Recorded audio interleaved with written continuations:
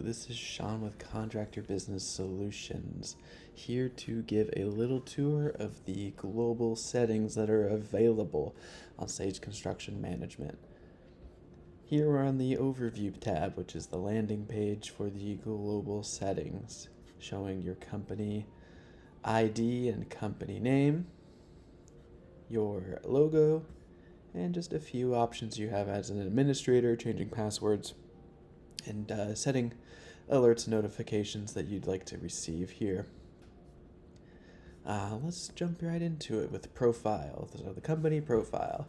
You cannot change your org ID or your org name. That has to be done through Sage. The logo of whatever you want to show up on your invoices, bills, reports is uploaded here. You can see that it requires more of a specific dimension, but it can also be something like a square.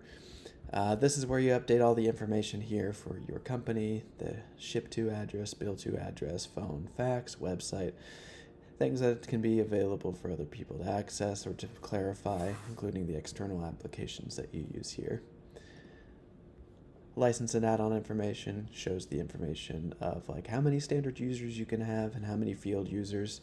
The payment system for a standard user for field user is different. Standard users can be anything like admins or project managers, superintendent, people that interact with the different features of this, whereas the field users are people that maybe upload simple things like photos or really just kind of like input their time cards here. And you can see that there's different add-ons that you can have, whether it's connecting to different Sage products, different external products. All of these things are kind of like figured out beforehand in terms of licensing. And then how much storage information you have available versus how much is used. Global settings here, pretty simple. Default currency when your fiscal year is starting, how you want to lock down transactions, rounding settings. Security allows you to create a minimum password for people and users to have, and you can have the ability to use multi-factor authentication here, whether it's your employees or people using the TeamLink portal, which is the external users, and email user summary showing if they have any duplicates of people inputting their emails. Pretty important to not have people have duplicate emails, because the system will send out emails to people who maybe shouldn't be getting those emails. And then all of this is simplified in the security roles that you can give to your different users. The users tab here is where you would add users within your company, whether it's the standard users or the time and expense users. Obviously, you can only have the amount that you're allotted. That does not include inactive, so if you have an employee leave or something like that, you can turn them into an inactive user. That does not count against your standard user count. The numbering system here, so each item that you create within Sage Construction Management has a number associated with it, and you can see that it can be project dependent, so 001, and then there can be other 001s and other projects. It can be combined with the project name and 001.5, similar, and then there's globally unique, so 00001, so that means there is no other thing that can be named 00001 within the entirety of your system, your instance of Sage Construction Management. You can see that this is all changeable for every single item that you can create, so whatever works best for you, that's available. The payment terms, however you want to have it, you can always add, you can trash it, you can edit it. Taxation, import tax code from Excel, you can add one, manually create one here, and separate AP, AR, default tax codes per job cost code, whatever it is that you need there. This comes with a few standard cost codes, CSI 2016, 95 intact, home builders, and then vendor type from Sage. You can obviously import your own through Excel. That's a fairly simple process, and I would imagine something that everybody wants to take advantage of. So the next thing is templates here. We'll run real quick here. We got scope templates, so let's just click on this one, prime contract scope. If you have general information that you like to have in all of your scope details, you can have most of that here and then specify for each individual product. So inclusions, exclusions, clarifications. These are all editable. You can add as many as you want to them, and you can have one for every single type of like work breakdown structure or however. Checklist. So every checklist here has its own individual thing. You can upload, change, edit. We'll run to plumbing here. You can see that there's an order number in terms of like how many, or like do this first, do this second, and then you can have sections here available to help further organize it if that's something you're into. Markups. So pretty straightforward. You can have different markups available, different percentages available, and have different markup types, percentages or fees or whatnot.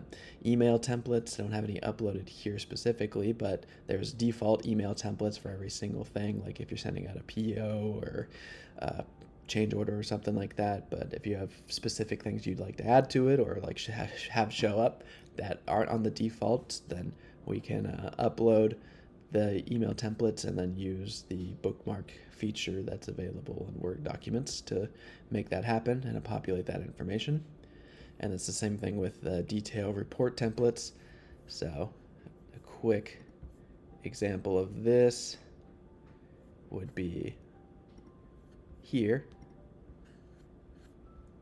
This is information that would be populated by the bookmarks. They're invisible right now, but it takes the information that's available or given from the system and filled in here, and this can be edited to look however you want. You can add your little icon here in the corner.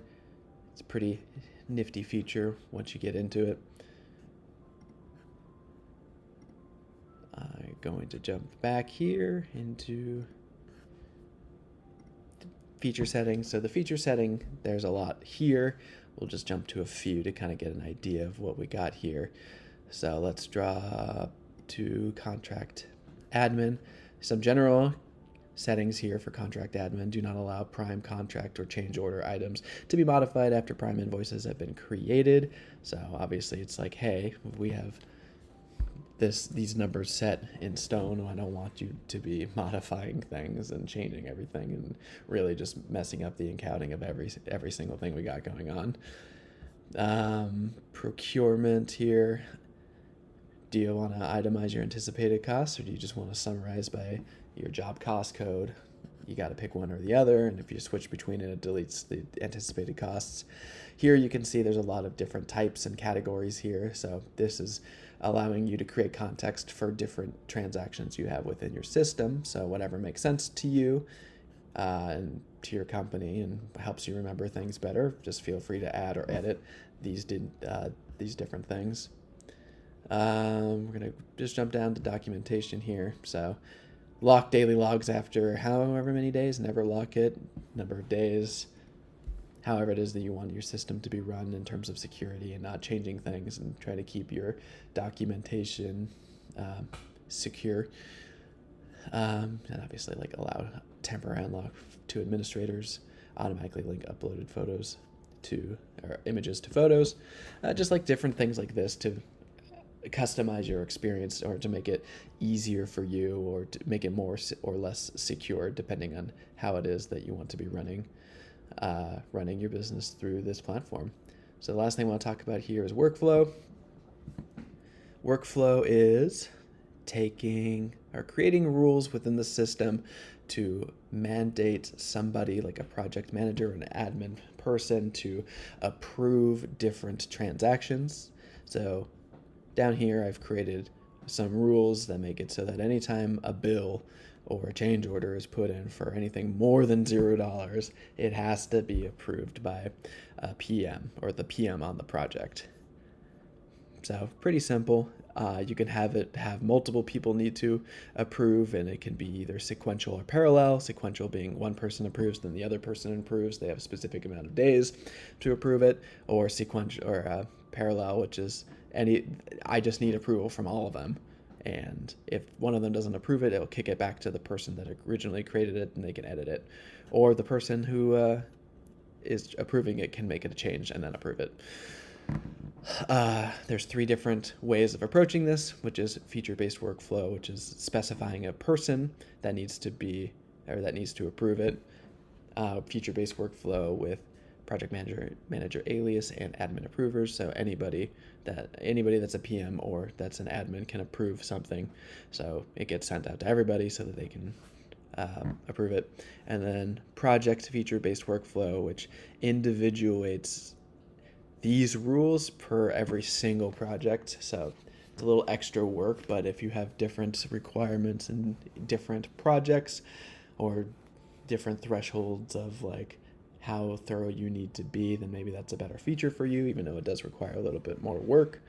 And that is all in terms of this kind of quick overview of some of the settings that you can change. Obviously, there is more here in the features settings that we can go over, but just want to give you a quick run through. Thank you very much for watching this. If you have any questions, please reach out to us, and have a good day.